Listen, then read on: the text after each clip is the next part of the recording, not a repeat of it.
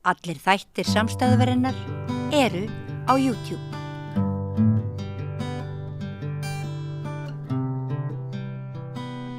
Þá það öryggismálin og utanríkisstefnan.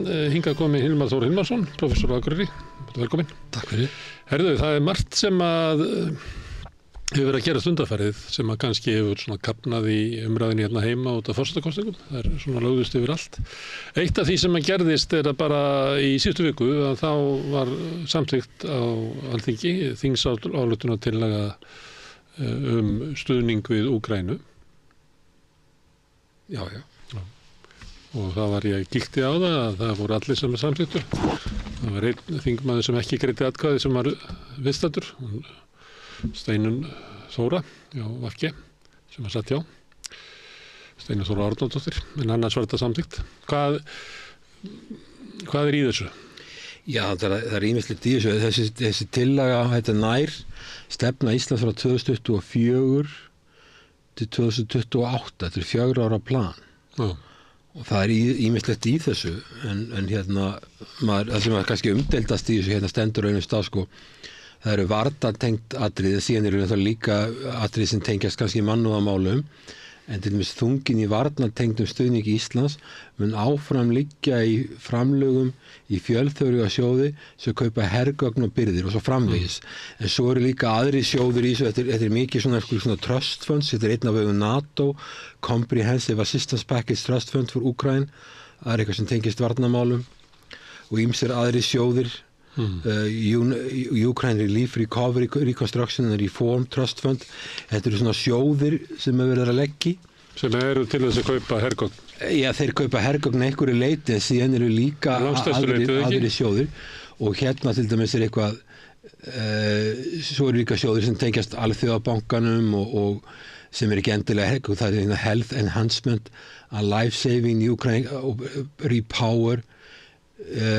Þetta er eitthvað sem tekist orkumálum, þetta eru alls konar hlutir í þessu, en það sem vekur athygli þegar við erum að veita aðstoð, þá erum við eins og við gerum í Bosníu, þá vorum við að gera þetta veita aðstoð sem var framleiddar sem voru framleiddar á Íslandi og við höfum sérþekkingu í og við sáum sjálfum að framkvæma hlutina. Við gerðum að vísu í samvinnu við Alþjóðabankann því við höfum ekki efni á að vera með skrifstofu þarna þessum tíma. En þarna þetta verið að leggja í alls konar sjóði hjá Alþjóðabankanum með einhverjum alþjóðastofnunum til þess að fjármagna svona hluti, þá þetta svolítið mikið eins og sitt að skrifa ávísanir og senda hingað að þangað. Þetta þannig, eða ekki? Jú, þetta lítur þannig út að þetta er svona trust funds, ég stjórna svona sjóðum við Alþjóðabankanum, þá leggja lönd í sjóð og þú hefur enga stjórn á því hverjir að framkvæma þetta. En ættir ekki að treysta þessum alþjóðlegu stofnunum eða hvað? Já, ég meina mér finnst langa eðlilegast ef Ísland hefur eitthvað að bjóða að við nýtum eigin fyrirtæki og eigin sérþekkingu og eigin sérfræðinga. Við lögum áherslu á það í Bosníumálinu. Hérna það ekki, það er miklu flóknari aðgerð, miklu meiri vinna, en hérna verið að leggja inn á alls konar sjóði, meðal annars, og það fleira í þessu. Við getum ekki farið yfir þetta allt. Ég svo sem hef ekki stúderað þetta alveg í þaulega samt sem áður, maður sér að þetta er langtíma aðstoð, 4 ár fyrir Úkraínu, og það hefur svolítið mikið talað um það að okkur beri skylda til að gera þetta því útvegna NATO-aðildar, ég vil vel og þetta sé svona NATO. Úkraína er ekki NATO. Úkraína er ekki NATO, þannig okkur beri engin skylda til að aðstoða Úkraínu vegna NATO-aðildar, hins vegar því það ekki að við séum ekki tilbúin að aðstoða Úkraínu eins og við gerðum við Bosníu, en bara halda því til haga að það er ekki skylda fyrir okkur að leggja þetta vegna af þeim ástæðum. En Bjarni var í síðustu vikunni fyrir kosningar, að þá var hann að lofa 4 milljörðum ári. Já, það segja frétt fjölmiðlar. 4 milljarðar, já, var þetta 4 ára eða eitthvað slíkt. Já, sem eru þá 16 milljarðar. Þá var, ég veit ekki, ekki alveg búið að aflega tölum, þessi tölum stemma það sem ég hef heyrt í fjölmiðlum og sem þú ert að nefna, og hann mætir á fund norrænna forsætisráðherra og það er alveg skiljanlegt að hann mæti þar. Ísland hefur lagt töluvert mikla áherslu á það að vera í þessum hópi og þá náttúrulega þrýstingur á Ísland að leggja eitthvað að mörkum. En svona stóra umræðan, hann talaði þar, það var vitnað inn í fjölmiðlum og ég hef ekki talað við Bjarna sjálfan um þetta, en hann hefur bara sagt tæki og tól, hann hefur ekki viljað að tala um skotfæri eins og hafa gert áður, þá það hlutapakkan og það það sem umdeildast því það sem hefur ekki farið fram samræð í íslensku þjóðfélagi hvort að við viljum fara þá leið. Nei, og svona ákveðin hugmynd að almennt séu Íslendingar mótfallir því að við sem að senda vopn. Já, ég hef og sást þetta á svörum forsetaframbjóðenda, það voru margir þeirra sem að höfnuðu þessum hugmyndum. Já, mér fannst það svona, ég horfði nú ekki á allar þessar kappræður. Meðal annars Halla Tómasdóttir sem er kjörin forseti. Ég held að það hafi verið fleiri en ein umræða og eitt skiptið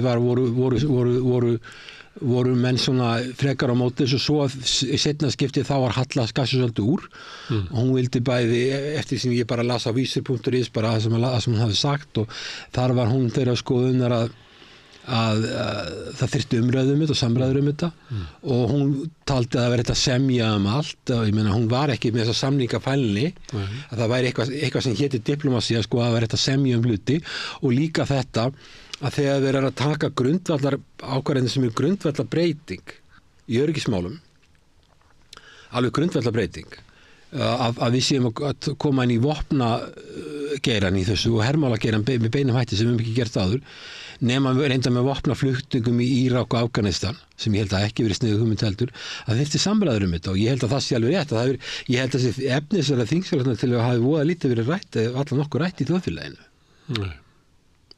og það náttúrulega með það sko við erum í NATO og við erum eina landið sem að erum ekki með her af þessum 32 skerum okkur úr og náttúrulega sko þegar í stofnun NATO 1949 þá talaði utanríkisráðherra Íslands Bjarni Benediktsson það að við værum herlaus þjóð við gengum í NATO og hann undirritaði NATO-sáttmálann á þeim forsendum á sínum tíma og það hefur ekkert breyst með það en núna eru við farin að fikra í það átt að kaupa vopn og koma inn í vopnaflutninga og slíka hluti og þá skapast þrýstingur á okkur að fara kannski að fullum þunga inn í þetta með framlögum. Það sem við höfum rætt hérna áður að það er aukinn þrýstingur á öll NATO-ríkin að eyða allavega 2% af landsframleiðslu til varnar og hernaðarmála og byrjaði að ræða það hvort það ekki að hækka það enn frekar. Íslendingar hafa vegna þess að við höfum ekki verið svona undan þegin þessu en það hefur mátt merkja að það sé aukinn þrýstingur á Íslendinga að fylgja á eftir að við þurfum að stórauka útgjöld okkar. Er þetta ekki svona dæmi það að Bjarni fer hérna milli landa og lofar bara 4 milljörðum ári næstu 4 árin? Þegar ég heyrði þetta, þá hljómaði þetta eins og hann væri eiginlega búinn að átta sig á því að við þyrftum að eyða þessum peningum í eitthvað. Þess að þrýstingur væri þannig innan NATO og þess vegna væri þetta eiginlega svo til ókeypis fyrir hann að lofa þessu inn í Úkraínu. Já, hann örugglega undir íslensk stjórnvöld og þar með hann örugglega undir þrýstingi frá Washington og frá NATO-ríkjum og Norðurlöndunum. Norðurlöndin eru mjög óttaslegin yfir sem slendir sér ekki Eystrasalti. Það er svona orðið eldfimt ástand. Þau eru mjög hrætt og maður skilur það alveg. Þú veist, Eistland, Lettland og Litáen þessi lönd eru logandi hrætt. Sérstaklega vegna þess að það gengur illa á vígvellinum í Úkraínu? Það gengur illa. Það er tvenn vandamál. Annars verður það að Úkraína verða að búa með mannaflan og þeir eru ekki með þjálfaða hermenn. Það verður að skrapa saman hermennum nú að fara að skrapa saman hermennum fólki sem býr ellendis, fara að skrá það, kanna það hvort það sé fært að fara á vígvöllin og fá það til að koma í löndin, koma inn í Úkraínu og Litáen til dæmis og Pólland hefur lýst yfir að þeim muni styðja Úkraínu í því að koma þessu fólki sem flúði Úkraínu fyrir eða eftir stríð í herinn þar þeir vantar mannafla svo með vopnin. Hvað þýðir það aðstoð að mennar bara elda fólki uppi og flytja það? Það er eiginlega spurning hvað vilja ganga langt í því en til dæmis ég þótti skynja sko mikið mun á afstöðu Póllands til dæmis og Þýskalands. Stjórnvöld í Póllandi voru miklu meira á því að aðstoða við að koma þessu fólki til, kannski fengi ekki pappíra til landvistarleyfis að vera áfram. Þannig að kallmenn á vissum aldri fá ekki landvistarleyfi? Já, þeir fá ekki endurnýju vegabréf og þeir fá enga þjónustur frá ríkinu og ef að þeir koma tilbaka til Úkraínu getur hugsanlega enda með því að þeim verið bara refsað en við sjáum það að þessi lönd sem eru vilju að gera þetta og eru líka auka framleiðslu til varnarmála mest eru lönd sem liggja annaðhvort á Úkraínu eða Rússlandi. Þetta eru löndin sem eru óttaslegin og við erum ekki þeirri kategóri, við erum í miðju Atlantshafi, við höfum hist stögulega ekkert verið í einum átökum, hvorki við Sovétríkin eða Rússland. Þannig að, en sko maður sér það alveg að þetta eru 11 lönd, tölur frá 2023 sem eru heimasíðu NATO sem ég var að skoða, þá eru 11 lönd sem eru að borga 2% eða meira og þau eru öll með landamæra Rússlandi og Úkraínu nema Grikkland sem með austurlandamæra Tyrklandi sem þeir óttast mjög mikið en það verið í stríði við Tyrki og það eru alltaf erjur milli Tyrklands og Grikklands og síðan Bandaríki sem náttúrulega eru stórveldin nr. 1 og eru náttúrulega í stórveldasamkeppni og svo ertu með Bretland en öll hinn löndin 11 löndin sem eftir eru, þau eru öll með mjög viðkvæm landamæri. Löndin sem eru fjær eins og Þýskaland og Noregur og Danmörk og slík lönd, þau hafa ekki gengið eins langt, en þau finni ekki fyrir sama þrýstingi. Ég meina Pólland buffer state fyrir Þýskaland og þannig að þarna sko ertu komið NATO ákveðna hópa sem hafa mismunandi hagsmuni. Sumir hafa mikla hagsmuni og eru logandi hræddir á meðan aðrir hópar sem eru fjær eru miklu afslappaðri. Landið svo Luxemburg eyða minnst 0,72%. Þeir eru í algjöru skjóli umkringdir í ESB-ríkjum og NATO-ríkjum. Þeir óttast ekki mikið. Þess vegna skilum maður þessi lönd hljóta öll að vera svona endurskoða öryggishagsmuni sína núna út af breyttri stöðu innan Evrópu og sum skilgreina þessu bara í stórkostlegri hættu, önnur með minni hættu. En það sem maður hefur ekki orðið mikið varfið á Íslandi, með hljóma frekar eins og við séum bara að taka línuna einhvers staðar, að ráðherrarnir mæta og tilkynna okkur hvernig staðan orðin og við verðum auðvitað að gera þetta og auðvitað að gera hitt, en ég sé ekki alveg hvað umræðan fer fram til dæmis inn í Alþingi eða bara á opinberu vettvangi. Umræðan fer fram í Bandaríkjunum. Sko, Evrópa hefur eiginlega enga stefnu í utanríkismálum. Evrópa? Nei. Evrópa þannig, það út með Evrópusambandið, sameiginlega marka, þjónusta, vörur, fjármagn og fólk getur flust á milli og Evrópa að byggja sig upp efnahagslega, hún að stækka takin fleiri lönd og reyna að byggja upp innviði og gera alls konar hluti og svo hún búin að úthýsa öryggismálunum til Bandaríkjanna, til Washington og það því það þú ert búin að og þetta eina stórveldi, Evrópa stórveldi frá efnahagslegu sjónarmiði, ekki frá öryggissjónarmiði. Hún búin að úthýsa öryggismálunum, það því það að ef þú úthýsir öryggismálunum þá landið sem að veitir öryggisreglíf fer að móta fyrir þig líka utanríkismálin. Þannig að sko Evrópa og Evrópusambandi fylgir Washington í öryggismálum. Þú nefndir svona ólíkar áherslu landana eftir því hvar það voru stödd í Evrópu. Hvað eru hrædd við Rússland? Þannig að það eitthvað sjálfstæð stefna í þessu löndum. Já sko, Eistland, Lettland og Litáin og Pólland, þetta eru bestu vinir Bandaríkjanna í Evrópusambandinu og þau ganga lengst.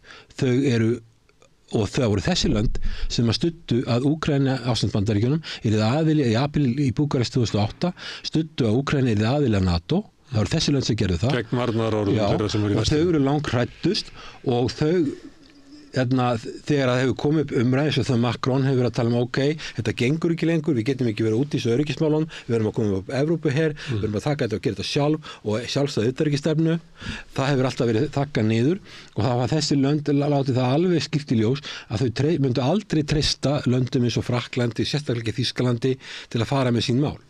Þannig að Bandaríkin, eins og hefur verið sagt NATO, eins og það var sagt, sko að NATO eftir að halda Rússum utan við Evrópu, halda Bandaríkjunum inn í Evrópu og halda Þjóðverjum niðri. Og leið og Bandaríkjunum eru farin út úr Evrópu, eins og Trump er að tala að gera, þá fyrir að mynda spenna á milli Evrópuríkja. Þá var Þýskaland stærsta landið, fjölmennasta landið og þú þekkir alveg 2 heimsstyrjaldir. Sko. Þá fyrir að mynda svona alls konar spenna á milli þessara landa, þeir eru komið sameiginlega gjaldmiðil sem minnka líkurnar að þau fara í stríði hvort við annað, sameiginlega gjaldmiðil því að það þau vera háð hvert öðru. Ef þú drepur land sem í þínu myntsvæði þá hefur það alvarlega afleiðingar fyrir alla aðila sem á myntsvæðinu, en það alveg ljóst að það myndi auka spennan ef að Bandaríkin væri ekki búin að taka sér að vera öryggisreglum fyrir Evrópu. Og það alveg ljóst að Bandaríkin halda, með þessu öryggisreglíf, þau Bandaríkin þetta er orðið svo dýrt, þetta er orðið 32 lönd, Bandaríkin 49 þegar NATO var sett á fót, þá voru þetta 12 lönd og Bandaríkin voru svona 45% allir heimssamfélgirinu, nú eru Bandaríkin innan við 20% og NATO eru 32 ríki, þetta er opaslega dýrt. Staða efnahagsmál í Bandaríkjunum er þannig að ríkissjóður hefur verið rekinn með halla sennilega allan tíman frá því að Sovétríkin féllu, allavega sem gat skoði gagnakunni Alþjóðabankans, Alþjóðagjaldeyrissjóðsins, það sem er til þar því það var ekki til eldri gögnum 2021, tæpur aldrei fjórðungur, alltaf halli, skuldir hafa farið úr rúmlega 50% í 123% af verkli landsframleiðslu. Þannig að og bæði Seðlabanki Bandaríkjanna og Alþjóðagjaldeyrissjóðsins hafa gefið út viðvaranir varðandi þessa ríkishalla. Þannig að sko Bandaríkin þurfa bara að fara að láta önnur ríki fara að kaupa þessi vopn. Og þá er náttúrulega ein leiðin að þessi ríkari Evrópusambandsríki að þau þurfi að taka meiri ábyrgð á sínum öryggismálum og auka framleitur varnamála eða sem úrsamöndu segja hernaðamála eða hvernig lítur á það. En það þýðir náttúrulega það að Þannig ákvörðun Bjarna Benediktssonar er bara afleiðing af þessu sem þú ert að lýsa. Já, sko, þetta er alveg ljóst að Þetta er í anda utanríkisstefnu Bandaríkjanna og annars vegar öryggismat í Evrópu og hins vegar krafa Bandaríkjamanna að Evrópuríkin borgi þó svo að stefna sig ennþá ekki frá Bandaríkjunum. Ég sko, til Donald Trump, hann sagði bara að NATO-ríkin verið sníkjudýr. Og Bandaríkin var þreytt á þessu og Donald Trump var orðið mjög þreyttur á þessu og margir orðið þreyttur á þessu. Ef þú skoðar innviði til dæmis, hvað sem kalla infrastruktúr, innviði í Þýskalandi, götur, lestarkerfi, hafnir, flugvelli og ber saman við Bandaríkjunum, þá var Þýskaland langt á undan. Og þeir hafa losnað við að vera með svona mikil útgjöldu varnarmála. Bandaríkin voru með síðast árið með 3,5% verkefni landsframleiðslu til varnamála á meðan þessi Þýskaland er með 1,57% og þeir eru búið að vera svona lengi og Þjóðverjar hafa verið auka við sig, borga miklu minna, byggja upp sína innviði á meðan Bandaríkin er í dýrum stríðum eins og kostaði einhverja triljónir stríðin í Afganistan og Írak, og þeir eru að bera þessa byrðar og þeim finnst þetta ósanngjarnt að bera þetta uppi og ríkissjóður berði þetta ekki lengur, þetta er bara miklu dýra vexti. Ég geti hugsað ef Bandaríkin er þreytt á þessu, þá ættu bara að vera í færri stríðum og nota peningana frekar í að byggja upp innviði, en þeir vilja halda áfram að vera í stríðunum og láta okkur aðra fjármagna það til þess að geta byggt upp innviði eða eitthvað. Já, sko, það er náttúrulega Bandaríkin eru búin að vera í alls konar styrjöldum bara mjög mörg ári, við bara skoðum síðastu áratugi og þannig að lítur að vera eitthvað sem að Bandaríkin sjálf þurfa að fara að hugleiða, sko, eins og með stríði í Úkraínu, það er sagt með stríði í Úkraínu, þetta var bara algjörlega tilefnislaust stríð, Rússar bara fóru, það tóku Krímskagan og gerðu svo innrás í Donbass og gerðu svo allsherjar innrás í febrúar 2022 og þetta var algjörlega tilefnislaust. Þetta er eitt viðhorf, en ég held samt sem ára bæði Bandaríkjamenn og Evrópubúar hafi þann vanda að þau er mjög erfitt með að setja sig inn í spor Rússa. Nú getur vel verið okkur líka, getur vel við Rússa þeirra stjórnarfar og þeirra vinststarfsætti og allt þetta, getur vel verið okkur líka. Ég allavega myndi frekar vilja fæðast í Evrópu, Íslandi eða í Bandaríkjunum heldur en í Rússlandi með þeirra stjórnkerfi. En þeir horfa bara alltaf öðruvísi á þetta og Rússar litu þannig á það, þeim hefði verið lofað af utanríkisráðherra Bandaríkjanna í 1990 að NATO myndi ekki færast eina tommu austur á Austur-Þýskalandi. Og síðan var þá að hafa 16 lönd bæst inn í NATO og þeir líta á þessu svik og það vill ekkert stórveldi að hafa annað varnarbandalag og hernaðaruppbyggingu á því uppi landamenni hjá sér. Og það er þetta sem að margir neita að trúa þessu, halda þetta sé bara ykkur vitleysa. En við vitum alveg samt sem áður að lönd sem eru minni lönd sem eru uppi stórveldi og fara að mynda bandalag með öðrum stórveldum og fara að raða hermönnum þeirra þannig inn, Það kallar á viðbrögð. En ég veit ekki, mér það alveg hulið ágætt okkur fólk sér þetta ekki. Það þýðir ekki að Rússland megi haga sér eins og það gerir. Það stefna NATO að halda stríðinu áfram. Engir hugmyndur að leita friðarsamninga. Það meira þess að halda einn friðarástefna á að vera núna 15. og 16. í Sviss. Það sem er friðarástefna Úkraínu, það sem að Rússum ekki búið. Þannig að það nú ólíklegt að sú ráðstefna leiði til friðar, nema að hugmyndi sé svo að það sé engin friður í Úkraínu nema fullnaða sigur á vígvellinum. Þannig að stríðið mun halda áfram og það verða auknar kröfur, sérstaklega til Evrópuríkjanna, að leggja fé til stríðsins og þar með verði auknar kröfur á okkur að leggja fé til annars vegar til Úkraínustríðsins beint, en svo líklega líka bara varnar og hernaðar uppbyggingu á Íslandi. Má ekki gera ráð fyrir því að þetta haldi áfram? Stríðið? Nei, að svo krafan á Íslendinga að þeir leggi til peninga, bæði til þess að fjármagna stríðið. Þessi ráðstefna, þetta bara ráðstefna til þess að þetta kallar þetta frekar framlaga ráðstefnu, þess að menn fá myndir af sér með Zelenski og það eru svona flottar myndir og dótarna og þetta er svona, menn sita við eitthvað tringborð og keppast að lýsa yfir stuðningi í Úkraínu og lofa einhverjum peningum.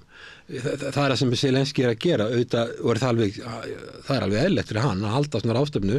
Rússar eru ekki með, það stendur hérna í þessari þingsályktunartillögu sem ég var vitni að sem var samþykkt á Alþingi, mikilvægt er að Íslensk stjórnvöld styðji dyggilega við friðsamlega lausnir á forsendum Úkraínu. Það er að segja, Rússar eru ekki með í pakkanum, það er bara það sem Zelenski segir, það á að gerast. Við vitum það alveg að það mun ekki gerast. Eins og staðir í dag þá eru Rússar... Það mun ekki gerast. Rússar eru með yfirhönd á vígvellinum og ef það verður ykkur á fossendur sem að vera nota til þess að komast að friðarsamkomulagi, þá er það venjulega þannig að sá sem hefur yfirhöndina ræður meira heldur en sá sem er að verða undir. Þannig að það er að halda sér ástefnu til þess að stilla saman strengi og ræða málin og mana hvernig hann áfram og síðan að auka framlögin, en ég meina það breytir ekki heildarmyndin og ef þetta er hlægilegt að kalla þetta friðarástefnu að því leyti, ef þú ætlar að semja frið þá verða báðir deila að sitja við borðið, en það á ekki að gerast þarna. Rússum er ekki boðið og svo eru Úkraínumenn að reyna að fá Kínverja til þess að vera þarna og sem eðlilega eru mjög tregir í taumi því fyrir þá er Úkraínustríðið ég er ekki að segja það þeir vilja þessi Úkraínustríð, þeir græða á þessu, þeir eru að fá gas og olíu og alls konar hráefni með afslætti frá Rússlandi Kínverjar og þeir eru með þetta stóra óseðjandi kerfi mikinn iðna og þeir þurfa að halda og svo vantaði líka siglingaleiðir og þeir fá þær í gegnum norðurslóðir í gegnum Rússland, þannig að fyrir þá er fínt að þetta stríð sig í gangi og reynda líka í Miðausturlöndum því það að Bandaríkin eru of upptekin til að geta verið að yfirleitt að hugsa mikið Austur-Asíu, Suður-Kínahafið eða Austur-Kínahafið eða Tævan eða tala um Kóru, það er bara uppteknir við 2 stríð sem er engin lausn á fyrirsjáanleg. Þannig að hafa allir helstu leikendur á alþjóðasviðinu raunverulega hagað því að Úkraínustríðið halda áfram?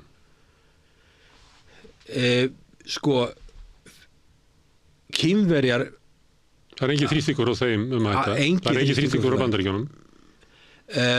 Rússar eru bara sæmilega sáttir, þeir eru með yfirhönd á vígvellinum og Já, þeir vilja örugglega ljúka stríðinu að þeir vilja gera það á eigin forsendum og þær forsendur, mér er alltaf myndist trúlegt að þeir vilja taka Kharkiv og þeir vilja taka Odessa, ég veit það ekki, ég veit ekki hvað Putin er að hugsa en ég hef ekki, mér finnst það ólíklegt að hann ætla að taka alla Úkraínu, ég hef oft sagt þetta, mér finnst það ólíklegt, ég held að hann ráði alltaf við, þetta bara hefur reynst mjög erfitt hver borg sem við erum að taka, hver bær, þetta er margra viknaða mánaða af stríð og læt og það er allt eyðilegt sem hægt er að eyðileggja og ég held að það er bara ekki hagsmuni af því en sumir halda það og Putin ætla að taka bara alla Evrópu en það er alveg þekkt starið að Rússland og Sovétríkin áður vildu hafa bufferstate, þeir vildu hafa eitthvað belti það sem væru lönd sem hefðu ákveðið hlutleysi og væru ekki væru ekki í bandalagi gegn Rússlandi eða Sovétríkjunum eða væru að byggja upp mikla viðveru hers á landamærunum beint og í rúmgaflunni í hann. Það kannski hafa engan rétt á að hugsa svona og kannski hafa engan rétt á þessu en þeir hugsa svona og ef þú ignorerar það, ef þú tekur ekki tillit til þess, þú getur alveg gert það. En þá verða afleiðingar og við erum að sjá afleiðingar í Úkraínu og fyrir NATO þá lítur þetta ekkit vel út það. NATO ekkit, NATO framleiðir sennilega fullkomnari vopn heldur en Rússland getur gert en Rússarnir að vinna á magninu, framleiða ódýr vopn og vopnaframleiðslan í Rússlandi aðalega miskilst í höndum ríkisins. Það þetta framleiða mikið magn og Pútín stjórnar þessi bara með tilskipunum á meðan að eins og ég skil stöðuna vopna innan í Vesturlöndum og sérstaklega í Bandaríkjunum að miklu leyti einkageirinn og þá hugmyndin einkageirinn hann hefur bara miklu svona innovative þeir meiri nýjungar og uppfinningar og þeir eru bara klárari og þeir græða á þessu og þá gera það betur. Þá eru framleitt fullkomnari vopn og í minna magni og en þeir búin að vera kvarta Úkraínumenn í því núna í heilt árið eða meira að þeir hafi ekki magnið sem þeir þurfa. Fyrir utan það að Úkraínumenn komin í mannaflaskort og þá eru þeir að senda hermenn á vígvelli sem hafa bara miklu minni þjálfun heldur en að þeir þyrftu að hafa, kunni ekki á þessi vopn, geti ekki notað þau. Allir svona stæðstu leikandundir, það er engin knýjandi þörf hjá þeim að stöðva stríðið. Bandaríkjamenn nýta svolítið svona fjármögnunin á þessu, vilja að Evrópa taki meiri þátt í því sem að birtist meðal annars í því að Íslendingar að leggja til 4 milljarða ári. Það enga líkur á því að Úkraínumenn vinni Rússa á vígvellinu þrátt fyrir aukinn stuðning. Þannig að þetta mun bara grafa sig dýpra niður þetta stríð og fara enn verð með Úkraínu heldur en orðið er. Ég held að Biden og sérstaklega Trump vilji að þessu stríði ljúki þannig að þeir geta að fara að beita sér að Asíu. Og hvernig getur það stríðinu lokið svo að Bandaríkjamenn séu sátt við það? Þeir vilja að stríðinu ljúki þannig að Úkraína geti náð einhvern samningu sem einhver reisnir yfir. En það er bara mjög erfitt. Með að Úkraína er búin að missa mikið af landi, með að Úkraína með að hvernig staða Úkraínu verður eftir stríðið, getur hún orðið NATO-ríki eða ESB-ríki, með að við skaðabætunar. Það var mjög erfitt að sjá að það sé að ljúka þessu stríða okkur fórsetum sem að getur bjargað andliti Bandaríkjanna. Hvað þá Úkraínu? Ef að sami segjum að þið sagt að Rússar fá að halda allir landið sem þeir búin að taka, það myndi hugsanlega enda með því að Zelenský er að hverfa frá völdum vegna þess að þetta er svo mikið áfatt og tapa svona stóru hluta landinu talningum að tekur meira á næstu vikum og mánuðum eða fram að áramótum ef að stríði verið svo lengi þá hann tapar því það verður þannig að ég held sko að Bandaríkin hafi vilja að fara að færa sig meira til Asíu, þau eru í stórveldasamkeppni í Kína. Þau þurfa að losna út úr Úkraínu og ég er að velta fyrir mér sko hvernig getur það gerst? Fyrir í fyrra að þá var það þannig að það átti að vera vorsókn Úkraínu sem að myndu bæta stöðuna því þú sagðir áðan að sá sem að stendur betur á vígvellinum hann hefur meira það að segja hvernig samningarnir enda. Þannig það var tilraun til þess að Úkraína myndu bæta stöðu sína með vorsókninni sem að síðan verði ekkert úr. Síðan hefur eiginlega staðan versnað og mat allra það að Rússar standa sig eiginlega miklu betur á vígvellinum og hafa raunverulega svona tögluhaldinnar og ættu að geta stjórnað í hvernig friðarsamningar myndu enda ef þeir færu í gang. Þannig að þá hlýtur að vera markmið Bandaríkjanna að ná einhvern veginn yfirhönd aftur. Daginn var ekki verið að leyfa Úkraínumennum að nota bandarísk vopn til þess að skjóta á skotmörk inn í Rússlandi? Jú, þetta náttúrulega þessi stöðuga svona stigmögnun. Já. Það sem að fólk eða menn að leita engin veit hvað endar og menn eins og þau vonuðu það maður skilur þetta ekki alltaf því þetta er ekki neina vitleysingar sko. Bandaríkjamenn er ekki neina vitleysingar, þau eru bestu háskólan í heimi, þau eru færaða vísindamenn, þetta er ekki bjáðar ég meina, en sko það sem ég að segja það að þeir héldu það, virðist einhverju hafa haldið það að vera hægt að keyra rússneska hagkerfið niður með viðskiptaþvingunum og núna spár Alþjóðagjaldeyrissjóðurinn að hagvöxtur í Rússlandi þessu hafi verið 3,2% en bara 0,2% í Þýskalandi. Skaðinn af aðgerðunum er eiginlega að setja meiri háska á Evrópu og skapa meiri pólitíska það gæti alveg verið sko fyrir Bandaríkinu er það allt í lagi að halda Evrópu svona skil hún sé ekki alltaf sterk en ég held að þeir vilja ekki kannski keyra niður Evrópu en þeir þurfa að snúa sér að stórveldassamkeppninni í þarna í Kína, það er það sem þeir þurfa að gera, en þeir komast bara ekki út úr þessu. Það er bæðið eins og með gas á Úkraínu, þetta eru eitthvað sem er farið í gang og að reyna að stöðva þetta, það er eiginlega ekki nokkuð leið og svo líka að þessi tæknilegi uppbyrði sem að þessu vopn, maður heyrði það alveg þegar maður var að tala við Eystrasaltsríkin, þegar ég hefur að tala við þá, að þeir trúðu því að NATO hefði sko algjöra tæknilegi uppbyrði og gætu auðveldlega bara unnið Rússland í stríð á skömmum tíma. En það hefur ekki reynst heldur vera rétt. Það sem við lærum með reynslunni er það að magni skiptir jafnvel meira máli heldur en gæðin af vopnunum í svona stríði. Þannig að Bandaríkin gátu ekki unnið sko Talibana í Afganistan, þrátt fyrir tæknilega yfirburði. Nei, þú bara ekki taka um Víetnam. Þannig að sko ég held það er bara takmörk fyrir því hvað þú getur gert með vopnum og hernaðar yfirburðum. Okay. Það er margbúið að sanna það. Já, ég er að leggja fyrir þessa þraut. Bandaríkjamenn vilja stríðið endi til þess að það geta snúið sér að Kína. Stríðið getur ekki endað í huga Bandaríkjamanna nema að Úkraína fái einhverja viðunandi niðurstöðu. Missi kannski Krímskagan eða eitthvað leys, en það var ekki algjör niðurlæging. Til þess að komast að samningsborðinu án þess að fá niðurlægingasamninga, að þá verða Úkraínamenn að bæta stöðu sín á vígvöllum. Já. Sem að engin merkir ennþá að sé að gerast. En þá er það spurningin eins og það að leyfa Úkrænumönnum að skjóta á skotmörk innan Rússlands. Þess að vera með einhverja stigmögnun í stríðinu. Ég vonum að það leiði til þess að Úkrænumenn fái betri stöðu sem að geti leitt til einhverja samninga. Er ekki ansi mikil bara hætta á eitthvað svona plan, getur bara farið hreinlega úr böndunum? Það er það sem að svarið blasir við. Það sem að Zelenski er að gera og þarf að, ef ég verið Zelenski í þessari stöðu, vonlausu stöðu, það svari hann með að draga NATO beint inn í stríðið. Kalla hann stórveldastríð. Sjáðu Zelenski, ég sá viðtal við hann var að tala hann var að skammast yfir því að Bandaríkin hefðu hjálpað Ísrael gegn Íran þegar Íran sendi eldflögar þegar skutt á sendiráði í Damaskus, Ísraelsmenn, þá voru sendið drónar og nokkur eldflög, nokkur 100 stykki á Ísrael og þá hjálpuðu Bandaríkin með að skjóta mikið þessu niður og fleiri bandamenn, þá segir Zelenski Ísrael er ekki NATO og okkur gerir Bandaríkin ekki það sama fyrir Úkraínu.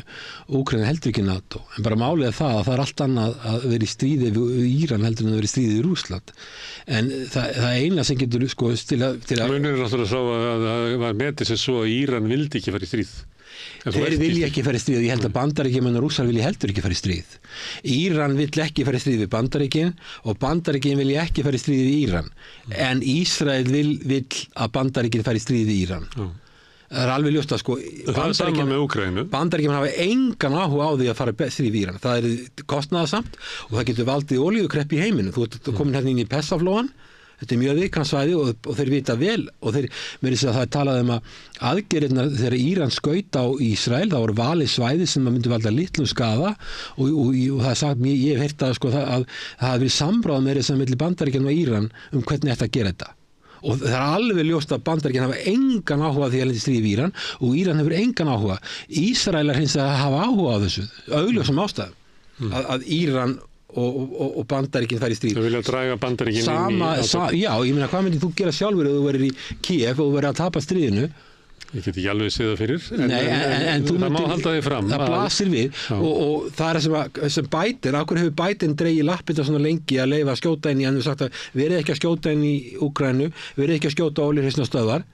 Í Rússlandi? Í Rússlandi, já, hann hefur sagt Úkraínu að við erum ekki að skjóta á olíuhreinsunarstöðvar í Rússlandi, það getur valdið sko svo miklu tjóna, getur líka valdið því að orkuverð fyrir upp úr öllum böndum, að því að Rússlandi er það stór framleiðandi og líka að því hann veita að þessi hætta til staðar að þetta magnist einhvern veginn að fari bara úr böndunum og það verði stórveldastríð og það er það sem að ef við hugsaum þetta út frá Zelenski þá var í það kannski skásti kosturum fyrir hann að Rússland sé ekki stríði bara við Úkraínu heldur sé Rússland í stríði við allt NATO og Bandaríkin. Það er góður kostur fyrir Úkraínu að draga NATO inn í átökin þó þó sé ekki góður kostur fyrir NATO. Það er bara ólíkt mat Úkraínu og síðan annara NATO-ríki. Já, það er líka hættulegt. Fyrir undan það kannski einhverjir ríki innan NATO sem að deila þessari hugmynd með Zelenski, allavega hefur verið orðað víða að senda hermenn frá NATO-ríkjunum inn á vígvöllin. Eistland, að Lettland og Litháen. leyfa Úkraínu að skjóta NATO-vopnum inn í Rússland. Já, þetta vekur líka spurningur þegar þú ert að stækka varnarbandalag og þú ert að taka löndin sem eru í átökum við stórveldi, að þá eru varnarbandalagi miklu hættulegra. Þú ert með Eistland, Lettland og Litháen. Þau eru með Eistland og Lettland með austurlandamæri við Rússland. Litháen með landamæri við Kaliningrad. Þetta eru mjög viðkvæm svæði. Þau eru svo lítil og þau hafa náttúrulega búið þeirra hryllilegu saga sem þarna hefur verið af þeim að þeir Sovjettímanu þegar mikið af þeirra hæfileikaglesta fólki var bara tekið til fanga og sent í Síberíu og svo náttúrulega búa 25% íbúa eru rússnesku bergi brotnir í Eistlandi og Lettlandi og þessi lönd þau sjá fyrir sér að NATO geti hjálpað þeim í þessari baráttu við Rússland. Og hvað þýðir barátta við Rússland frá þeim? Er það baráttan þangað til að Rússland verður bara komið niður á hnén og helst bara brotið upp? Það er sumir þeirra sem vilja það. Hvenær linnir ógninni frá Rússlandi með augu Eystrasaltsríkjanna? Það er náttúrulega, auðvitað eru mismunandi viðhorf innan Eystrasaltsríkjanna en svona öfgafyllsta fólkið sem ég heyri, ég segi bara að það þarf að eyða Rússlandi. Auðvitað kannski ekki hvað það meinar, auðvitað það ekki hægt, en náttúrulega allavega NATO er stór eining og þessi lönd geta lítið gert og þau eru vanmáttug og þau óttast mjög öryggi sitt og þau eru örvendingafull og kannski hugsaðu þau ekki alltaf mjög skýrt og það hafi ekki mikla reynslu í utanríkismálum og þú komið svona lönd inn í varnarbandalag og svo eins og Pólland sem er þessi löngu austurlandamæri við Rússland á þessu skelfilegu sögu þegar Sovjetríkin og Þýskaland skiptuði bara á milli sín að þau hugsa allt öðruvísi heldur en við og þau eru bregðast við að mikill meiri hörku og meiri reiði og svo framvegis og það gerir varnarbandalagið líka út af því að varnarbandalagið endi í styrjöldinu miklu hærri við þetta og heldur en það myndi vera annars og þannig að þessi lönd treysta algjörlega á Bandaríkin þó svo að reyndar að getur til næstu forsetakosningar að Bandaríkin hafi mjög lítinn áhuga á þessum löndum en þetta er hættulegt og svo er þetta mjög hættulegt að vera að taka landin í Úkraínu sem er landin í NATO sem heitir Úkraína sem er svona failed state, þetta var bara mikið spilling, mjög veik stjórnkerfi, veikar stofnanir og miklu erfileikar í landinu og landið það voru engin hagvöxtur í 30 ár, það er nú tölvöld afrek að vera ekki með hagvöxtur í 30 ár. Það er eitthvað þarna að og svo þú komið þetta land eiginlega svona hálfparti NATO-ríki og NATO til þess að þurfa að verja þetta allt og þetta er bara hættuleg staða sem við erum komin í. Og ég meina, þetta hefur okkur verið sagt að Úkraínamenn séu á vígvellinum að berja sér okkar gildi og þau gildi meins að komu inn í forsetakosningar. Hverjir berjast fyrir okkar gildum í Gaza? Fyrir ef þú horfir á sjónarmið íslenskra stjórnvalda þá er það ísraelski herinn.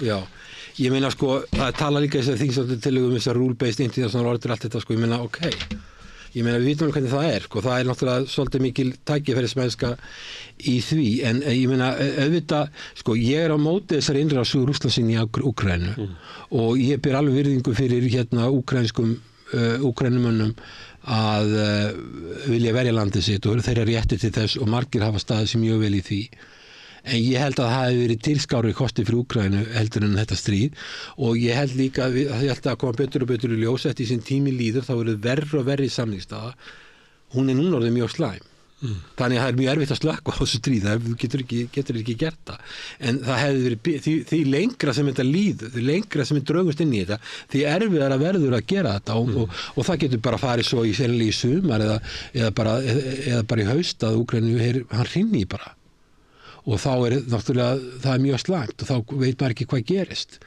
en ég meina við sjáum bara mannafla skortin sem þarna er og hergagnaskortin og svo varstu líka að tala um þetta counter-offensive því að maður getur ekki gert ráð fyrir allt þetta NATO, þetta eru ekki vitleysingar sem þarna eru en ég hef aldrei samt skilið því gagnsóknir það virka yfirleitt best að það koma óvart þær virka ekki vel ef þú ert búin að vara anstæðingin við marga mánuði í öllum stærstu fjölmiðlum heimsins. Það er orðið mjög tæknilega erfitt að koma ykkur óvart í dag af því þú getur fylgst með öllu í gerfi nöttu þú það er ekki hægt að hreyfa til keksbakka innan hessins á þessu sjáur en sjáðu það þegar Úkraínumenn gera gagnsókn inn í Rússland en það hlutur sem Rússland búið að taka þá búið að byggja alveg svoleiðis hvert varnarvirki að fætur öðru þegar að Rússar hins vegar gera innrás í norðaustur hluta Úkraínu þá ekkert slíkt til staðar í neinu svipuðum mæli Rússar geta sótt inn í Úkraínu og það miklu minni fyrirstaða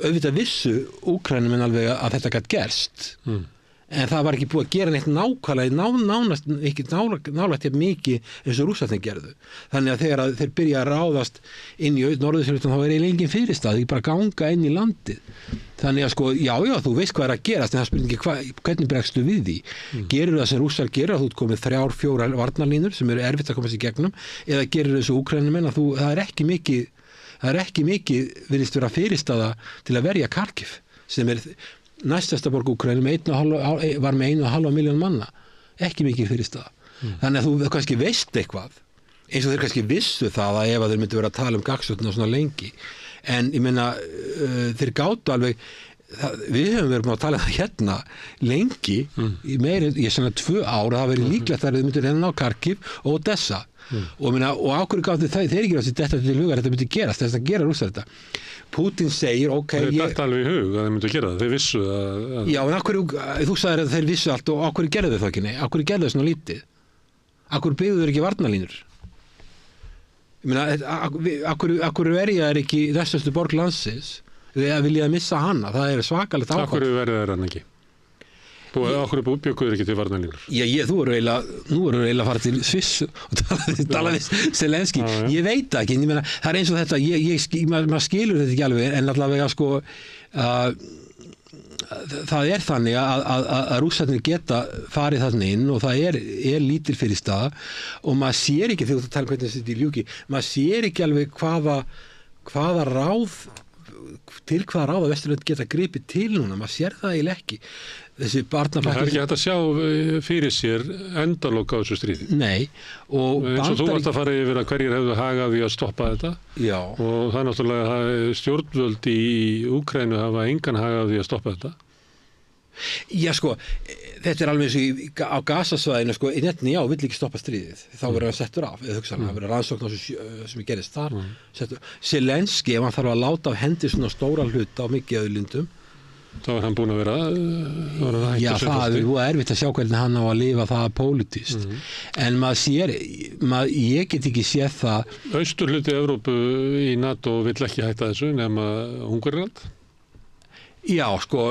hérna Orbán, ég nú sammála honum í mjög fáum málum en mér hefur alltaf fundist Ungverjarnir vera með raunsæja greiningu á þessu og hún var mjög óvinsæl en ég held að menn sé að sjá betur og betur að þeirra greining þó hún væri mjög svona sorglega þá var hún réttari og auðvitað Ungverjarnir eru í Austurlandi, maður við Úkraínu og þekkja þetta svæði vel. Og 200.000 Ungverjar sem að búa innan Úkraínu? Já, mjög margir og náttúrulega sko hluti af Úkraínu var hluti af Ungverjalandi og Rúmeníu og Póllandi. Þannig að vesturhluti Úkraínu eru svæði sem eru umdeilt af því þessu Ungverjar sem búa þarna því að Ungverjalandi var sín tíma bara skipt upp í búta og það er bara smá bara lítill partur sem Ungverjar ráðu fyrir dag með þessari höfðu.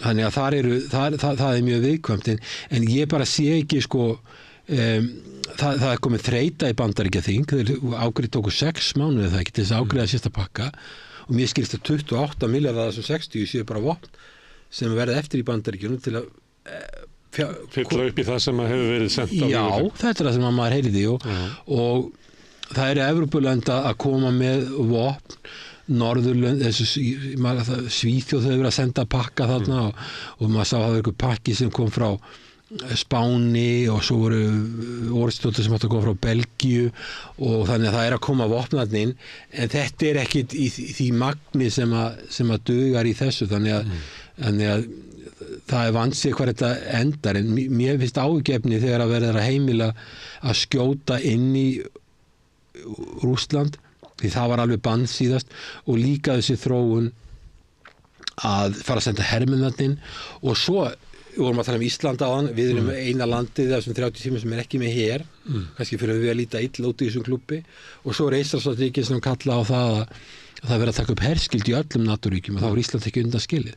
Þannig að þetta ekki að leiða neitt gott af sér fyrir Evrópu. En förum til Íslands, það breytingar í heiminum og breytingar í Evrópu og svona ólíkir öryggishagsmunir ólíkra ríkja.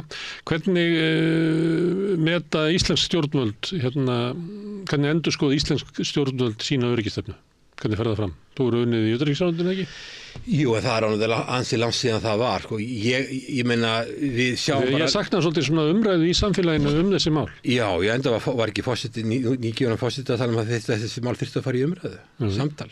Ég held að síðan vel alveg... Talaði eiginlega fyrir fríðarsamningum í Úkraínu, eða ekki? Já, ég meina það er eiginlega bannorð. Ég meina hún var kjörin fórseti með 34% atkvæði. Já, hún fékk nú að gusur á sig. Fyrir þetta? Já, en hún stóð í lappirnar, þó að hann var í gagnrýnd fyrir þetta, þá hélt hún sínu streiki. Það er mjög virðingavert og þessi þingsályktunartillaga, það er ég hef ekki orðið var við, þetta er allt mjög framandi, ég hef ekki orðið var við mikla umræðu þetta og utanríkisstefna Íslands eins og segir sko, þegar talaði um að það er að semja, en það verið að semja á forsendum Zelenski og Úkraínu eingöngu, skilurðu. Þetta er fallegt á blaði, en þetta er ekki raunsæi og að Ísland sé að sko, Rússland hefur verið yfirburða stöðu hernaðarlega á norðurpólnum, norðurslóðum og þetta er talið einn veikasti leggur í NATO-keðjunni og NATO hefur ekki getað unnið stríð í miðri Evrópu í Úkraínu eftir það er orðið meira en 2 ár og þá eru við með svona einhverja herska á stefnu á Rússlandi. Þannig að sko ég er hans hræddur að ef ég væri að vinna í öryggismála pakka fyrir Ísland þá myndi hann líta svolítið öðruvís út heldur en það sem enda held ég að hafi ekki stjórnvöld í Íslandi sagt að Úkraína verða að vinna stríðið og sagt það og það verða að koma meira vopn, meiri peningar og ég sé ekki... Þú verður bara að senda Úkraínumönnum það sem að Úkraínumenn byggjum meðal annars vopn. Já, en ég sé ekki ef við erum að skoða bara undanfarið, skoða það sem hefur verið að gerast undanfarið, að það hefur bara verið meira og meira eyðilegging, meira og meira mannfall og samþýstaðan að vestna. Og ég get ekki séð það auðvitað að væri frábært. En Íslands stjórnvöld er að gefa í. Þau eru ekki að endurmeta þetta og segja, heyrðu við stefna sem við höfum haft hérna þetta 2 ár, hún er ekki að ganga upp. Þannig við erum að leita annar leiða. Það er ekki niðurstaðan. Niðurstaðan er svo stefna undanfarin 2 ár hefur ekki gengið upp. Líklega vegna þess að við höfum ekki gert nógu mikið. Þannig við ætlum að halda áfram að gera meira af því sama. Í vonum að fá aðra niðurstöð. Já. Er það ekki? Þetta er stefnan. Já, sko, Vesturlönd vilja ekkert gefast upp. Þau tala um að Úkraína semji á sínu forsendum. Þau munu örugglega öll mæta á þessar ráðstefnu í Sviss og þar verður munu menn hughresta hvor annan og eflaust munu margir koma með eitthvað svona rausnalega, eitthvað peningaframlög og eitthvað og meiri útgjöld og eitthvað vopnapakka en maður sér ekki hvernig það á að gerast og hvort að menn alltaf svo að fara í það að fylla skort á hermönum með því að fara að senda hermenn þarna inn þáttu komið stórveldastríð. Ég veit ekki hver er að, sko, ég meina hvernig hugsunin er í þessu, hvort að það sé talið allt í lagi. Maður heyrir að Norðurlöndin séu bara ekki viðreyndar, að því við erum ekki með her, að þau séu bara að fara að undirbúa sig undir stríð. Ég var hérna með umræður við Rauðaborðið eftir síðustu heimsókn þína hérna og fekk hérna áhuga mennum svona þetta stríð og Já, ég sagði þetta mjög góð þáttur í þá hann. Og þá var meðal annars var Viðar Þorsteinsson sem að dró upp eiginlega þá mynd að vandinn væri það að við sætum hérna uppi með svona stjórnmála stétt á Vesturlöndum sem að væri bara eiginlega fullkomlega ábyrgðarlaus. Að hún væri í því að taka þátt í ykkur svona stríðsleikjum, taka þátt í mótmælum og vísaði svolítið til Þórdísar Kolbrúnar sem hafði farið til Georgíu að láta mynda sig með steiktan hnefa á einhverjum svölum og eitthvað fleira. Það væri eiginlega fólk sem að væri að láta mynda sig með Zelenski til eitthvað svona brúksum að þetta væru fólk sem að vera að berjast fyrir okkar gildum, frelsi og lýðræði í einhverju úrslita orrustu en væri raunverulega algjörlega innihalslaust tal. Væri eiginlega bara búið til fyrir bara fótó og albúm þessar fólks sjálft og hefði ekkert gildi í rauninu. Já. að vandi okkar væri þannig að við værum eiginlega heimsluti sem væri eiginlega vittstóla. Að stjórnvöld gæti ekki endurmetið stöðuna. Ef að ég tala Úkraínstríði við Asíubúa, stjórnmálamenn í Asíu, þá segja þeir sem við séum bara fíbl. Strategísk fíbl. Við skiljum ekki neitt, við erum algjörður, og tala við Hanoi, ég held ekki að vera nefna fólk að þeir eru með þess að fjögur nei, ekkert varnarbandalag, engin erlendur hér í landinu, aldrei að taka afstöðu með einu landi gegn öðru, aldrei að beita herafla eða hóta beita hervaldi í alþjóðasamskiptum. Þetta er algjörlega þveröfugt á við Úkraínu, þannig að þetta er stefna Víetnam. Klárlega. Við höfum brotið allt saman sem þú taldir upp. Við höfum eiginlega Íslendinga sem höfum ekki svona við höfum brotið allt saman. Þeir eru með Norðurlandamæri við Kína og þeir vilja ekki fara í stríð og ólíkt Úkraínu hefur hagkerfið þeirra margfaldasta stærð. Ég meina þegar þrefaldast minni mig þegar Sovétríkin féllu var Víetnam 1/3 á úkraínska hagkerfinu. Nú er það þessu svona stærra. Það er nýfaldast. Og svo fólksfjöldin var einhverjar 65 milljónir en núna 100. Úkraína var 52 á þessu tímabili og komin niður í 30 í mestalagi. Og þetta er mesturleit, í Víetnam er þetta mesturleit ungt fólk, í Úkraína er þetta mesturleit gamalt fólk. Þannig að þeir skilji ekki okkur, hvað eru það að fara, við sjáum ekki hætturnar og við segjum ok, en bara Úkraína hefur rétt á að ganga í NATO, hún er rétt að fara í Evrópusambandið, hún má þetta, hún má bjóða hverjum sem er að gera þetta, hún má bjóða Bandaríkjunum að vera með herstöð. Já, það er alveg rétt, ég er svo fræðilega að sé að það koma alls konar afleiðingar þegar hinn aðilinn sem er í Moskvu sér þetta allt öðruvísi við, en Vesturlönd geta bara helst alls ekki séð þetta hlut út frá Moskvu. Nú er ég ekki að segja að viðhorfið í Moskvu sé gott viðhorf og Pútín sé góður maður. Ég er bara að segja það, í alþjóðasökulum þá verður að hugsa svo ég er ekki hrifinn af Pútín, ég er ekki sammála Pútín, ég kannski held að hann sé harðstjóri og einræða sér allt þetta, en ég verð að hugsa hvernig hann mun bregðast við og það er það sem hefur ekki verið gert og þess vegna erum við í þessari stöðu og svo með Georgi, þetta fyrir að minna á svolítið eins og Úkraína að þessi bylting sem var í Úkraínu þegar Janukovic var settur af. Það sem er að undirbúa svoleiðis í Georgi. Já, ég meina það þarf að fara mjög varlega en það ég held að Georgi minn langi ekkert að verða önnur Úkraína en ég skil alveg auðvitað fólki vill frelsi og fólki vill Evrópusamlega, mér fannst alltaf að Úkraína ætti að fara frekar í Evrópusamlega því hún var komið með association agreement við Evrópusamlega sem var svona auka aðild sem þýddi svona fríðindi í viðskiptum. Ekki alveg eins mikið eins og við höfum með Evrópska efnahagssvæðinu en svona eitthvað nálgast það. En Úkraína hefur ekki verið þetta hefur ekki verið mikið gæfa sem hefur fylgt þeirra stefnumörkun. Við sjáum hvernig Finnland gerði þetta.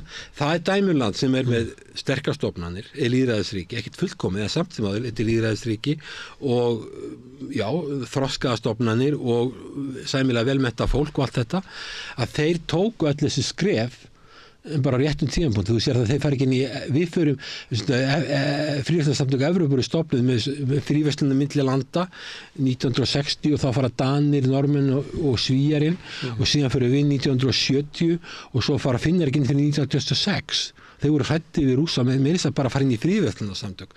Þeir byðu svona lengi og svo þegar þeir fara inn í Evrópusambandið 95, það er að því að Sovétríkin féll 91 og þá fara þeir leið, þetta gerist í desember 91 og þá fara þeir leið að vinna að Evrópusambandinu og það er mjög flókið að fara inn í Evrópusambandið, mikið flóknara ferli heldur en NATO, miklu flóknara og tekur miklu lengri tíma. Þú sér að Finnland fyrir í NATO nokkrum vikum þegar það gerist, þeir eru allavega 91 í desember þá fara þeir að skoða þetta og þeir eru búnir að gera allt í árslok 93 og fara inn í Evrópusambandið 95. Og þeir völdu rétt tímapunkti þegar Rússland var veikt og þeir gerðu þetta bara eiginlega bakdýramegin og voru búin að klára þetta bara á skömmum tíma og svo þegar þeir farin í NATO þá gera þetta bara nokkrum vikum af því að þegar Rússland gerir innrás í Úkraínu. Þetta er dæmuland sem er ekki hættilt að vera með í NATO vegna þess að þeir vita hvað þeir eru að gera.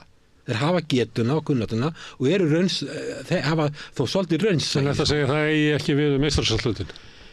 Eystrasaltsríkin eru allt öðruvísi dæmi.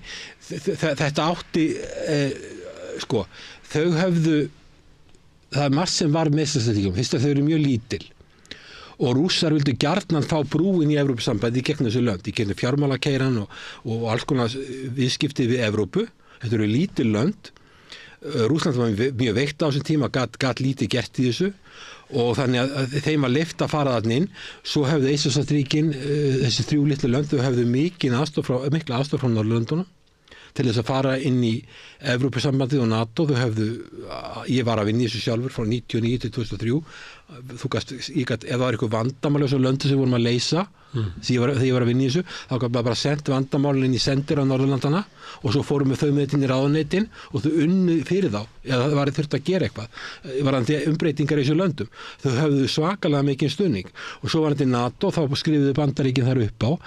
Ég held að Rússar bæði það, Rússland var veikt á þessum tíma og líka því að Rússland hafði ákveðin haga því að komast inn í Evrópusambandið. Síðar kom í ljós að Norðurlöndin, eða Danske Bank og sænskir bankar voru uppvísir af gríðarlega miklu peningaþvætti fyrir Rússa í þessu löndum.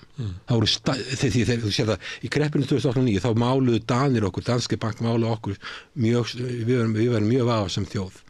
Þeir komu, Danske Bank málaði okkur sem að, svona, ég veit ekki, mjög vafasama, ég er ekki að segja glæpamenn, við vorum, okkar bankar, þetta var allt saman rugl og vitleys og við vorum í peningaþvætti og við vorum þessu. Meðal annars fyrir Rússa. Já, og svo framvegis og ábyrgðarlausir og Norðurlöndin, við erum að tala um skjólskenningar og svona, Norðurlöndin sögðu öll, þið berið ábyrgð okkar bankakerfi og þið, ef það hrynur þá bara hrynjið þið með og þið verður bara ábyrgð á því og þið eru vondi kallar og sóðar í fjármálum, en svo voru þeir sjálfur á kafi í peningaþvætti og það er alltaf augljóst að Rússar sáu sér hag í því að fara þarna inn og bankakerfi var norrænt, ekki íslenskt sko, það voru aðalega Svíar en síðan Danir og þeir tóku bara þátt í veislunni með þeim, þannig ég held sko frá viðskiptalegu sjónarmiði þá höfðu Rússar ákveðin hag af þessu. Rússneska yfirstéttin. En já, og svo náttúrulega eru 25% af íbúðum að þessum löndum eru að rússnesku bergi brotin. En ég meina, Rússland hefði kannski reynt að koma í veg fyrir þetta seinna, en þetta náttúrulega eru lönd sem eru samanlagt einhverja 6 milljónir. Ef þú tala um Úkraínu, hún er 600.000 tverrkilometrar. Hún liggur að Svartahafinu. Það eru gríðarlegar auðlindir í Austur-Úkraínu. Krímskaginn er mjög mikilvægur bara fyrir flotan og fyrir land eins og Rússland sem er tvisvarsinnum sem er jafnstórt og Bandaríkin við Kína til sama skýrbil hafa eiginlega engan aðgang að sjó. Þetta er alveg svakalega miklu viðkvæmara svæði og þarna þegar þetta gerist með Úkraínu þá er náttúrulega NATO búið að stækka svo mikið og það mátti eiginlega segja sér sjálft að það kæmi einhvern tímann að því að Rússar myndu setja stopp á stækkun NATO hvernig það myndi gerast og þú veist að þegar þetta byrjaði Búkarestfundurinn í apríl 2008 þegar að tala um að Úkraína og Georgía fer í NATO Rússar gera innrás í Georgíu í ágúst 4 mánuði seinna og svo náttúrulega kemur 2014 og 2022 innrás í Úkraínu. En það sem er sorglegast við þetta er það að það er svo margt vanhugsað í þessu. Það er ekki bara þessi friðarafstefna sem á að halda það sem á að halda friðarafstefna í Sviss 15. og 16. júní Rússar ekki koma nálægt í en það er líka þetta með þessa NATO aðild sem átti aldrei að verða hvort þið var og þarna var verið að augra og þetta er allt voðalega vanhugsað finnst mér vanhugsaðar aðgerðir og með þessar afstefni í Sviss. Þannig að þú hafnar ekki kenningu við þessum að stjórnvöld á Vesturlöndu séu raunverulega skammsýn, ábyrgðarlaus? Það er voðalega erfitt að segja það sem hefur verið gert undanfarið sér skynsamlegt. Þetta er ekki realismi, þetta er eitthvað svona óskhyggja að það sé hægt að keyra niður landið Rússland efnahagslega niður þegar við vitum að þeir eru opið reikningin í Asíu. Öll lönd nema Singapúr, Suður-Kóreu og Japan, þeir geta vesla af öll löndin. Þróunin ekki verið þannig að hlutir hafi farið eins og stjórnvöld á Vesturlöndum töluðum? Nei, ég meina var ekki okkar stjórnvöld að tala um að Úkraína er að vinna stríð og það refsa Rússlandi? Ég meina ég skil alveg að auðvitað hefði ég viljað að Úkraína bara næði baka þessu landi og svo bara verið samið frið og þeir fengi einhverja bætur fyrir það sem búið að gerast. Auðvitað myndum að vilja það en sko að því voru líka að tala sko þú ert að tala Evrópu og menn virðast ekki að hugsa alveg skýrt alltaf í þessu og ég saði við þið áður að Evrópa hefur enga sjálfstæða utanríkisstefnu. Hún búin að útvista utanríkisstefnunni, þannig að utanríkisstefnan bara bergmál af Washington, eða ekki? Sem er alltaf aðra hagsmuni heldur en Evrópuríkin. En hins vegar út frá hagsmunum Bandaríkjanna þá mjög sérstakt að vera í svona átökum við Rússland með við það hvað Kína getur orðið öflugt. Að ef að Bandaríkin hefði til dæmis sagt ok, við ætlum að hleypa Rússland inn í NATO þessum tíma þegar voru góð samskipti, þegar Gorbachev var þarna og þegar Jeltsin voru þarna þá voru góð samskipti. Ef að það hefði verið gert þá hefði verið NATO komið landamæri við Kína. Og þá væri þessi samstæða með Rússland innanborðs ef það hefði gert og lýðræðisþróun hefði verið við betri hætti í Rússlandi. En Bandaríkjamenn vildu það ekki? Nei. Bandaríkjamenn vilja ekki að þeir vilja greina á milli Rússlands og Evrópu, sjá ekki fyrir sér að Rússland og Evrópa séu í sama liði, getum við sagt. Já, sko, Putin sagði það að í viðtali sem að tekið með hann ekki fyrir svo lengur síðan, hann sagði það að hann hefði beðið Clinton að fá að fara í NATO og Clinton hefði myndi hugsa þetta mál og komið svo tilbaka búin að tala yfir ágefa sína og sagt nei og þannig að og svo líka veit ég það að hann baðist framkvæmdastjóra NATO hvort hann geti komist inn og þá var sagt að hann að sækjum og hún fast að bara vera niðurlægjandi því að þetta Rússland stórveldi og hún fast bara ok, við viljum koma þarna inn og við viljum bara vera vinir ykkar, stunda viðskipti og þið komið og takið þátt í uppbyggingu hjá okkur að það væri að Putin fast að niðurlægjandi og ég held ég hafi verið haft til Lavrov utanríkisráðherra Rússlands að hann, ég viðtal því ég sá við hann sem hann sagði að eitt vandinn í Rússlandi, sko Rússland 145 miljónir cirka, 140 miljónir, þetta svona álíka fólksfjöldi og Þýskaland og Frakklandi samans. Þannig ef að svona stór einingir í Evrópu og það komið NATO og svona 145 miljónir manna eru þarna komið inn, þá þetta eining sem hún myndi ekki endilega alltaf fylgja línunni, sko, þetta verið kannski land sem að myndi hafa einhverja skoðanir á einhverjum málum sem væri ekki alveg kannski það sem að hinnir vilja. Þannig að þetta svona fílt sem að kannski væri ekkit æskilegur. En ef að Bandaríkjamenn skilgreina Kína sem andstæðing, þá væri það svona samkvæmt svona klassískum kenningum lykilatriði fyrir Bandaríkin að vera ekki með Rússland sem andstæðing á sama tíma. Já, þannig ef Bandaríkjamenn ætla að setja Kína í einhver átök við Kína, að þá verða eiginlega að leysa vandamáli með Rússland áður. Þannig þau verður að gera Rússland að vini sínum. Já, ef maður að hugsa þetta út frá hagsmunum Bandaríkjanna, að þá væri það betra að geta einbeitt sér að Austur-Asíu vegna þess, sko, og það þarna átakapunktur. Það er öfu ákvörðun sem Nixon tók, að hann að gera Kína að vini sínum til þess að geta staðið gegn Rússlandi í kaldastríðinu. Já, það Richard Nixon og Henry Kissinger tóku þessu ákvörðun og töldu að það veri að reyna að tefla sama því að Kínverjar á þessum tíma þegar Richard Nixon og Henry Kissinger fari í heimsókn til Kína hitta Mao og svoleiðis og svo tekur Deng Xiaoping og breytir öllu í breytir Kína í markashagkerfi að þá voru Kínverjarnir var illa við Bandaríkin og Bandaríkin var illa við Kína því litið þetta allt með annaði kapitalistríki hittir kommunistaríki og Bandaríkin ætlaði ekki að henda kapitalismannum og Kínverjar ætlaði ekki að henda kommunismannum þeir voru sammála um markashagkerfi og þá var hugsunin svo að það væri of mikið erfitt fyrir Bandaríkin að vera í stríði við báða aðili í einu og frekar að vingast við Kína og geta engt þeim saman. En það sem gerist þarna, það eru svona hliðarverkefni sem verða. Vegna þess að þegar að þeir opna Kína þegar hitta Mao Zedong, þá var hann náttúrulega kommunist og hann ætlaði ekki að vera að henda áhællabúskapnum, hann tók áhællabúskapnum frá Sovjetríkjunum og ætlaði að halda honum áfram í rauðan döðan.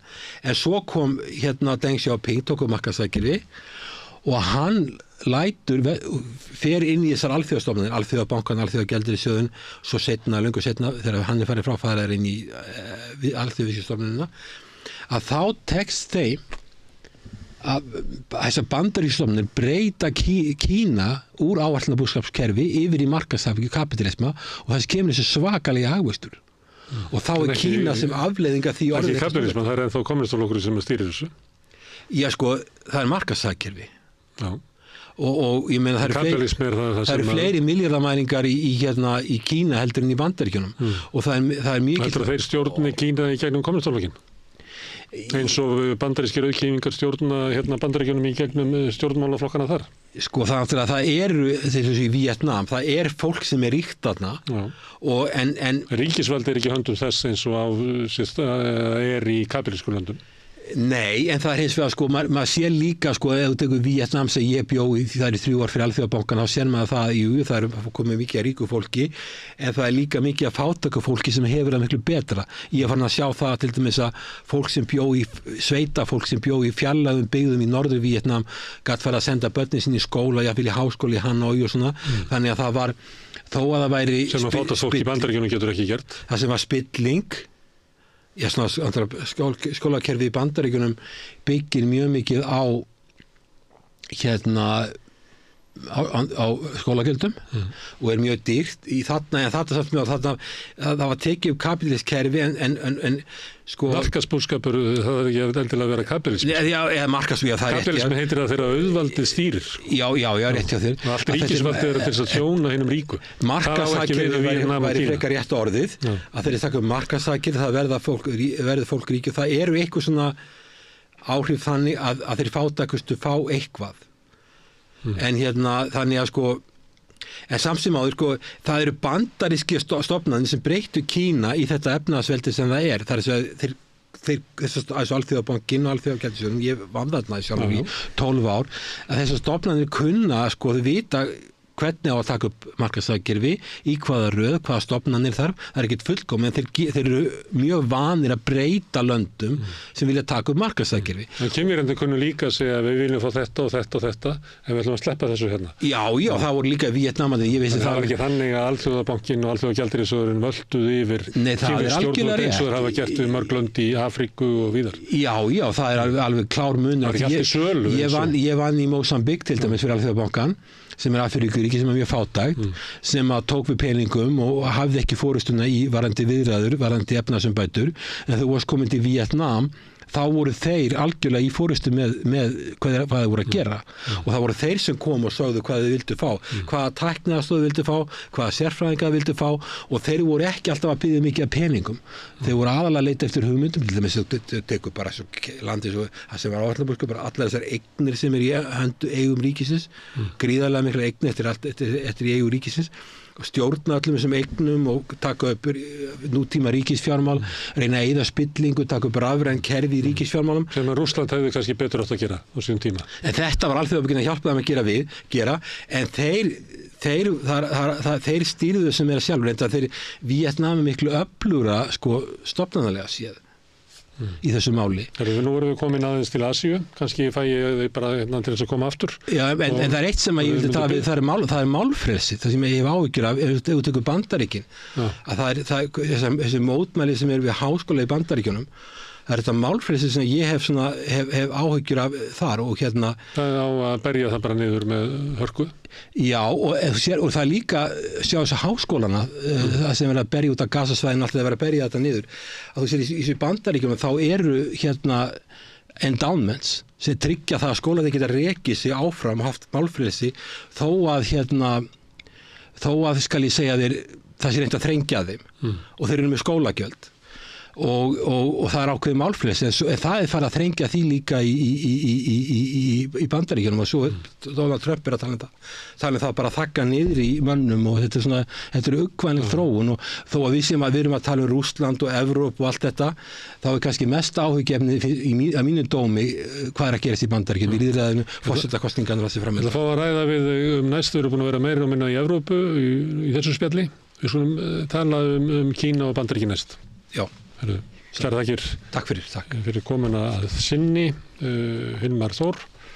Og við látum þetta verða lokin á rauðaborðinu í kvöld. Þetta búið að vera stór og mikil þáttur, margir gestir sem hafa hingað komið. Þakka þeim öllum kærlega fyrir og Pétri og Laufi fyrir að taka upp og senda út og ykkur fyrir að hlusta og breyta þessum samtali okkar í fjölmiðla. Ég bendi ykkur á, eins og ég geri reglulega, að þið getið hjálpa okkur við að stækka dreifikerfið með því að segja vinum og vandamönnum frá efni sem ykkur líkar hér. Benda á að það má finna efni okkar á Facebook, á YouTube, öllum hlaðvarpsveitum. Við erum í útvarpinu á 89,1 á FM á Stórhöfuðborgarsvæðinu.